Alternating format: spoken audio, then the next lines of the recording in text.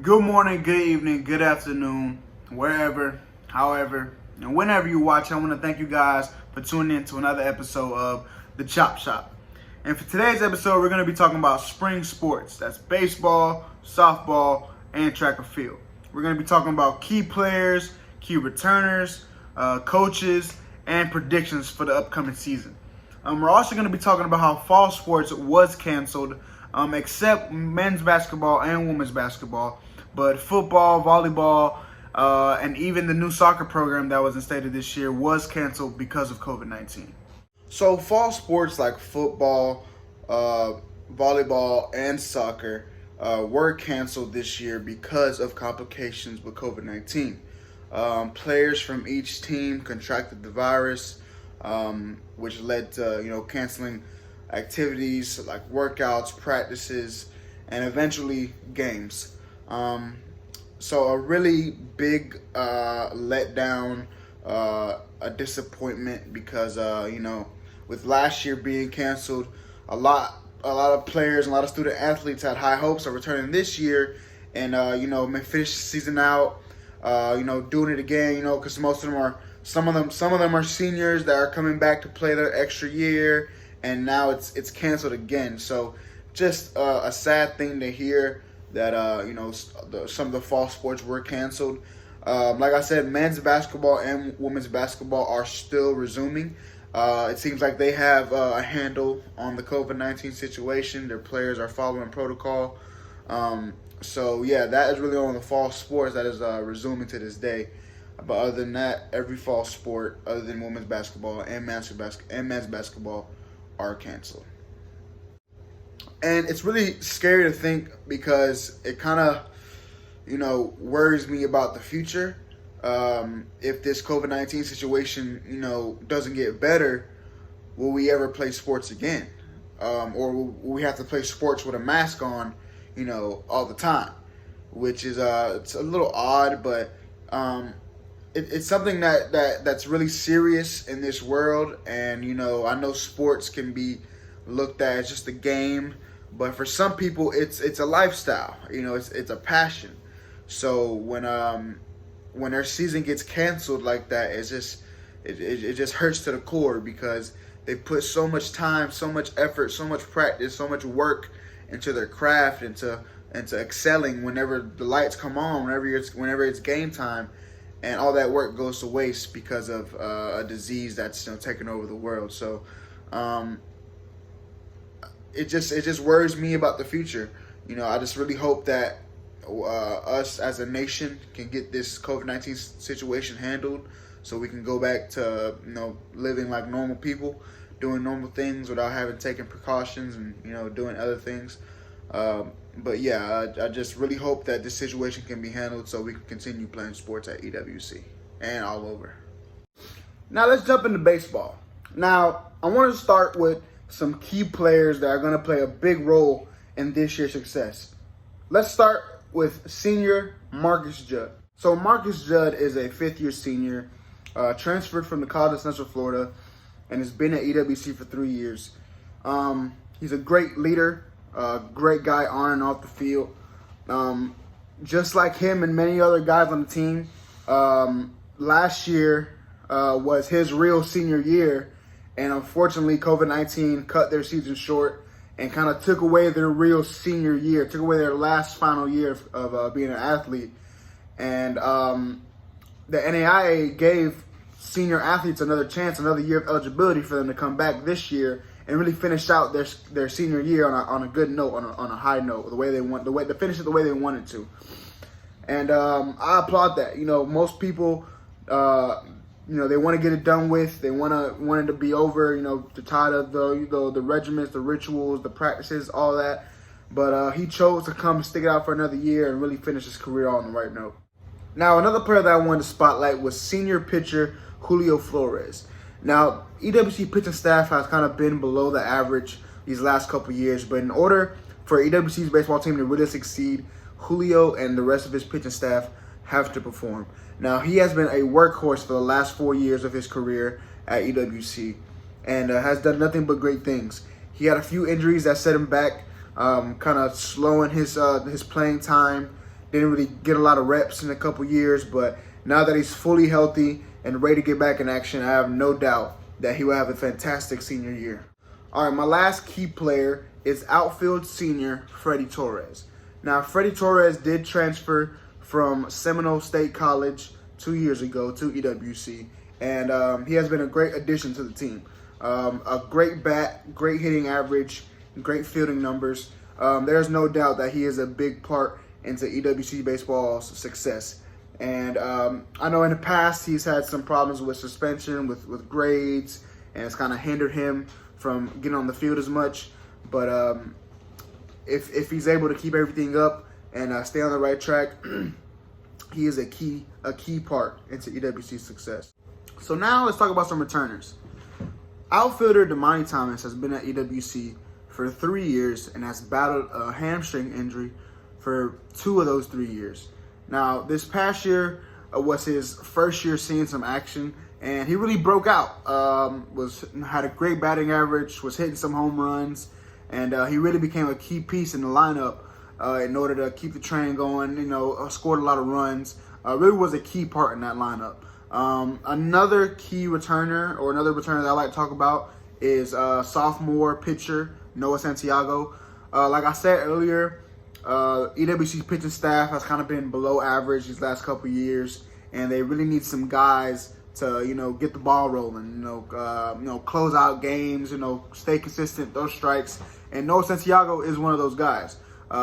He's been consistent ever since he came in his freshman year, and he's continued. He's lost weight, gotten better, throwing faster, really taking his craft seriously, and it's definitely paying off. Another returner that I like to talk about is outfielder Keelan Washington. Now, Keelan is a senior, great guy, great energetic guy, great energy guy for the team, brings the team together, and a solid player. He's been, he's a great 9-hole leadoff, 2-hitter, great contact hitter, great outfield skills, great arm, definitely a key role into the depth of this EWC team. So now for coaches. The head coach of the baseball team is Reginald Johnson II. This is his 10th season coaching at EWC. A little bit about Reginald Johnson. He did graduate from Florida Gulf Coast University in 2007 with a bachelor's degree in business management and sports management. He did attend First Coast High School here in Jacksonville, Florida, from 1998 to 2001. Played baseball all those years. Also played baseball at Bethune-Cookman University, Edward Waters, and Florida Gulf Coast University. In his time here at EWC, he has been nothing but fantastic, with an overall record of 231 wins, 191 losses, and only 1 draw. And he also had a winning record 8 seasons of the 10 seasons that he's been here. All right, next coach that we're going to talk about is Coach Ray Otero. Now, he has been there for 5 seasons. He is the assistant coach of the varsity baseball team and the head coach of the junior varsity baseball team. A little bit about him. He did attend Sandalwood High School in Jacksonville, Florida. He did get recruited to play baseball at Edward Waters College under Reginald Johnson. Played his 4 years. Graduated in 2014. And he did go on to play some minor league baseball, but didn't really make it past that. He decided to come back and coach at his alma mater with his old coach, Reginald Johnson. And I know he's definitely been studying Coach Reginald to definitely, learn his ways, how everything is as a coach now. I know he definitely has hopes of maybe becoming the next head coach or when Reginald decides to step away from the game. I hope you guys are enjoying this episode of The Chop Shop. We'll be right back after this commercial break. Are you tired of the aches and pains after practices and games? Advil and Tylenol just not working no more? Well, try my new aching cream. You just apply the cream over the pain, and within minutes, my pain is gone. Now I can rest in peace without being discomforted. All right, so let's talk expectations for the season. In reality, I really hope the season does happen. I've been hearing some rumors about, maybe it might get shut down again. But, if everything goes as planned, I really think this team can win it all. They have the talent. They produce a lot of runs. They have a lot of depth. Coach Reginald Johnson makes sure that the players that he brings in, they better know how to hit the ball. But like I said earlier, that pitching staff is the last piece of the puzzle for that team. If they can get that pitching staff to be consistent and be productive, every game, they definitely could be one of the best teams that EWC has ever seen. They have all the talent, like I said, they have everything in place. They just got to put it together. So my expectations for them is through the roof. I really think that they could win it all. All right, so now we're talking about the Edward Waters College softball team. So there's a lot of new faces this year, a lot of transfers, a lot of freshmen, but a couple key players that I wanted to mention. One is a familiar face around EWC, and that's Ashley Conbass, a senior outfielder. She's from Hudson, Florida, and like I said, been here all her 4 years and just been a real solid contributor for that softball team. Real consistent, has great tools, great speed around the bases, great bat, great outfield skills, and like I said, just been real consistent all her 4 years. A great leader in the locker room, definitely helps her team win on and off the field. Another key addition that I wanted to mention was twin sisters and transfers, Jasmine Lamug and Caitlin Lamug, who are from Jacksonville, Florida, and they did transfer from Northwest Florida State College. Both are utility players, which means that they can play all positions, and that's just a great tool to have on any team that can be adept in all positions and can be, just put in situations if you really need them, in tough situations, or if you lost a player or anything like that, you just have that extra player to fit in. So that's a great tool. And lastly, I wanted to mention another senior, Tiana Thomas. This is another great leader in the locker room. She did transfer from South Carolina State University. She is from California, but her experience at South Carolina State University would definitely has definitely helped the team, and has helped her too. Coming from a tougher division, coming down to NAIA, competition is not at the same level. So that experience has definitely helped her in helping her team win and being a tremendous leader for this softball team. So although there's a lot of new faces, that this team does have some key returners that are also going to play a big part for this upcoming season. One is Mariah Durant, senior outfielder from Hilliard, Florida. She did transfer from Bishop State Community College. Been at EWC 3 years. Just another great veteran in that locker room as well. Another person I wanted to mention was Jade Perez, a transfer from ASA Miami College from Lakewood, Florida. She's been at EWC 2 years. Decided to come back after the season was canceled last year due to COVID. So just another, like I said, another great player for that team. Real consistent, great part of that pitching staff. Having that experience playing at ASA Miami College, great college. Bringing it to EWC, another great piece for that offense. All right, so the head coach for the softball team is Coach Manny Perez. Has been at EWC for 3 years. Graduated from Columbia College in 2003. And I know that softball has been kind of juggling through coaches for the last couple years, but I really think they found their guy with Manny Perez. I think he's trying to just revamp this program, bring it a new identity, hence all the new faces and the new acquisitions that they acquired. I really think he's just trying to just start over again, get this team back to its winning ways, and like I said, just revamp the program and bring it to where it's supposed to be. All right, so now let's move on to assistant coach Brian Daly. Now, Brian Daly returns to EWC after leaving to be head coach at Penn State Greater Allegheny in 2019.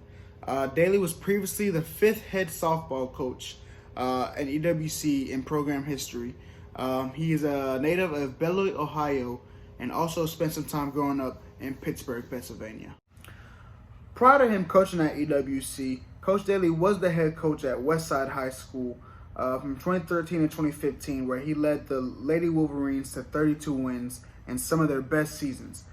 Prior to him coaching in high school, He was the coach for Jacksonville Storm, which is a travel ball team here in Jacksonville, and for the Pittsburgh Spirit, which is a fast pitch organization. He is also a member of the National Fast Pitch Coaches Association, an association where all the well-respected softball coaches around the nation come together as one. But besides coaching, Daly is a retired detective from the Pittsburgh Borough of Police, and he is a non-commissioned officer from the Army Reserves. He holds a master's degree in leadership from Mountain State University and a bachelor's degree in criminal justice from Point Park University. Daly is also working on a second master's degree from Texas Women's College in kinesiology with a focus in coaching. So my prediction for the softball season, with the addition of the new coach Manny Perez and bringing back Coach Daly, I really think this softball team could do good things. I know there's a lot of new faces, a lot of new players to get used to one another, even players to get used to the coaching style. But they're in college for a reason. You know, they have talent. They know how to play the game. And if they put things together, you know, everything works out as planned. I really think that the softball team could do big things, could definitely make the playoffs. They've been struggling for the last couple of years, but with the right coaching now, things are looking a little better. The hopes are higher. So I believe this softball team could do great things. All right, now we're saving the best for last, and that's track and field. Now, the reason why I say it's the best is because track and field has the most accolades and most achievements than any other program at the school. The past 5 years, they have won their conference championship, and it really just shows to how good their scouting and coaching is to continue their championship ways, even after some of their top players leave. You got seniors that leave, new faces. So this really shows an amazing job by the Edward Waters College coaching staff. So for the coaches, it's a clean slate, a whole new coaching staff, which is kind of surprising because of the recent success of the track and field program. So yeah, there's not really a lot of information on them. Letitia Parsons, she did graduate from University of North Florida in '98. Assistant coach Eddie Scott, first season. Another assistant coach, Joshua Hammond. And finally, assistant coach Brianna Frazier. Like I said, brand new coaching staff for this track and field team. It's going to be exciting to see what they do with the team, with the talent that they have already, and see if they can continue that championship culture at EWC. So my thoughts about the spring semester, to be honest, it hasn't been the best. This new adjustment with all online school. I've had one physical class, and it was a acting class. It wasn't really a serious class, and I really prefer in person because that's just how I learn. There was some classes that I preferred to be in person, but with COVID-19 going on, it's tough. It's tough for everything to run on the regular scheduled program. In my opinion, I don't like the online school. I know some people might think it's more easier. You get to stay home and it's easier. But for me, the way I learn, I like to be in person. I like to be interactive, and it's just been a different feel for me. I'm hoping that we can get back into person. The school can find some way to maybe make classrooms smaller, require masks on campus when we're in the classrooms. And I feel like most other students are feeling that way too. I'm talking to a lot of my friends that are also that goes to Edward Waters College, and they feel the same way. The online school is tougher. I think more people are more accustomed to learning in person and face-to-face, having more interaction with the teacher, getting help, having access to, tutors, that all that's changed now because of COVID-19. And I'm just really, really hoping that there's some way, somehow, that the school can get a handle on the COVID-19 situation, and let's get school back into the regular schedule program. And because this is the final episode of the Chop Shop, I just want to dedicate this episode and dedicate everything to my family, man, to my family and to the Lord Jesus Christ, the man above. Without them, I wouldn't be in the position I am today. I wouldn't be here. They helped me through so much, supported me every step of the way, guided me in the right way. It's so much to be thankful for. I can't thank them enough. Words can't describe the emotions and the feelings that I really feel and I really mean. But it's just a great feeling, man. I'm super thankful, super grateful, and like I said, I dedicate this to them, to the man above. Thank them for everything they've done for me. It's been a tough year, been going through a lot, but they've been with me every step of the way. They helped me, supported me. So yeah, I dedicate this to my fam and the man above.